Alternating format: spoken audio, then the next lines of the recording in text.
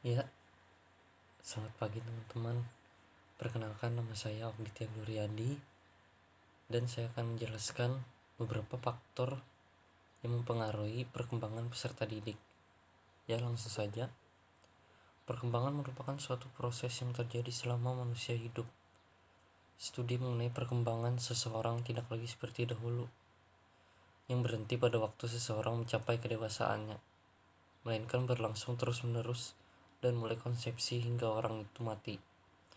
Pembentukan masa dini ini akan bersifat tetap dan mempengaruhi sifat penyesuaian fisik, psikologis, dan sosial. Pada masa-masa yang kemudian, hal ini pula menyebabkan mengapa perlakuan terhadap anak pada masa dini ini harus sedemikian rupa sehingga dapat mengarah kepada penyesuaian sosial, penyesuaian pribadi yang baik pada masa yang akan datang. Aspek-aspek perkembangan. Yang pertama, perkembangan fisik, syaraf, otot, kelenjar endokrin, dan struktur fisik. Perkembangan inteligensi, emosi, bahasa, sosial, kepribadian, moral, dan kesadaran beragama. Ada dua faktor yang mempengaruhi perkembangan peserta didik, yaitu faktor internal dan eksternal. Dan saya akan jelaskan yang faktor internalnya. Yang pertama, faktor fisiologis. Faktor-faktor fisiologis adalah faktor-faktor yang berhubungan dengan kondisi fisik individu. Faktor-faktor ini dibedakan jadi dua macam. Pertama, keadaan tonus jasmani. Keadaan tonus jasmani pada umumnya sangat mempengaruhi aktivitas belajar seseorang. Kondisi fisik yang sehat dan bugar akan memberikan pengaruh positif terhadap kegiatan belajar individu. Sebaliknya, kondisi fisik yang lemah atau sakit akan menghambat tercapainya hasil belajar yang maksimal. Yang kedua, faktor psikologis masih dalam faktor internal. Dalam hal kejiwaan, kapasitas mental, emosi, dan inteligensi setiap orang itu berbeda. Kemampuan berpikir mempengaruhi banyak hal, seperti kemampuan belajar, memecahkan masalah, dan berbahasa. Anak yang berkemampuan intelektual tinggi akan berkemampuan berbahasa secara baik. Oleh karena itu, kemampuan intelektual tinggi, kemampuan berbahasa baik, dan pengendalian emosional secara seimbang sangat menentukan keberhasilan dan kecerdasan dalam perkembangan sosial anak. Sikap saling pengertian dan kemampuan memahami orang lain merupakan modal utama dalam kehidupan sosial.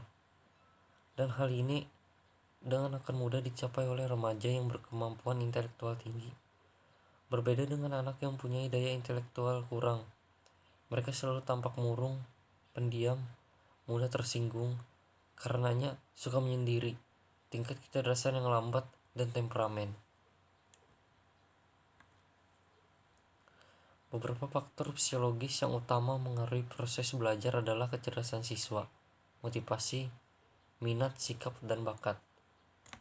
Kecerdasan merupakan faktor fisiologis yang paling penting dalam proses belajar siswa, karena itu menentukan kualitas belajar siswa. Semakin tinggi tingkat inteligensi seorang individu, semakin besar peluang individu tersebut meraih sukses dalam belajar. Sebaliknya, semakin rendah tingkat inteligensi individu, semakin sulit individu itu mencapai kesuksesan belajar. Oleh karena itu, perlu bimbingan belajar dari orang lain, seperti guru, orang tua, dan lain sebagainya. Sebagai faktor psikologis yang penting dalam mencapai kesuksesan belajar, maka pengetahuan dan pemahaman yang tentang kecerdasan perlu dimiliki oleh setiap calon guru atau guru profesional, sehingga mereka dapat memahami tingkat kecerdasan siswanya. Motivasi adalah suatu faktor yang mempengaruhi keefektifan kegiatan belajar siswa. Motivasilah yang mendorong siswa ingin melakukan kegiatan belajar. Para ahli psikolog mendefinisikan motivasi sebagai proses di dalam diri individu yang aktif, mendorong, memberikan arah, dan menjaga perilaku setiap saat. Slapin, 1994. Minat Secara sederhana, minat atau interest berarti kecenderungan dan kegelisahan yang tinggi atau keinginan yang disebabkan keinginan yang besar terhadap tertentu. Menurut Reber, Syah 2003, minat bukanlah istilah yang populer dalam psikologi, disebabkan ketergantungannya terhadap berbagai faktor internal lainnya, seperti pemusatan perhatian, keingintahuan, motivasi, dan kebutuhan. Sikap. Dalam proses belajar, sikap individu dapat mempengaruhi keberhasilan proses belajarnya.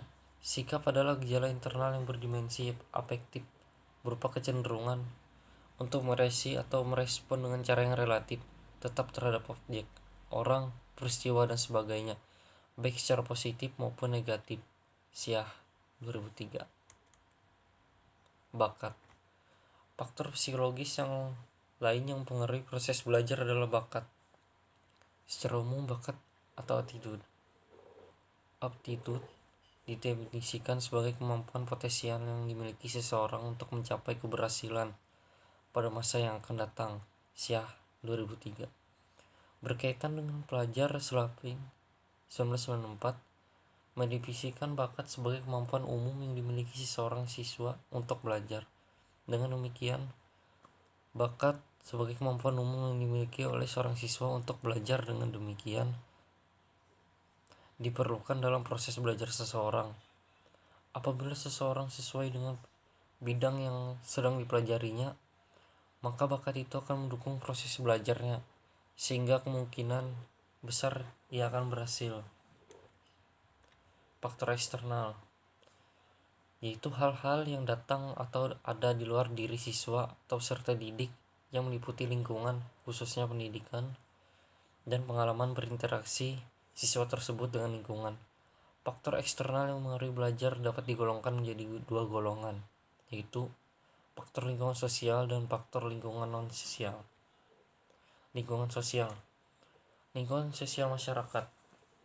Kondisi lingkungan masyarakat tempat tinggal siswa akan mempengaruhi belajar siswa.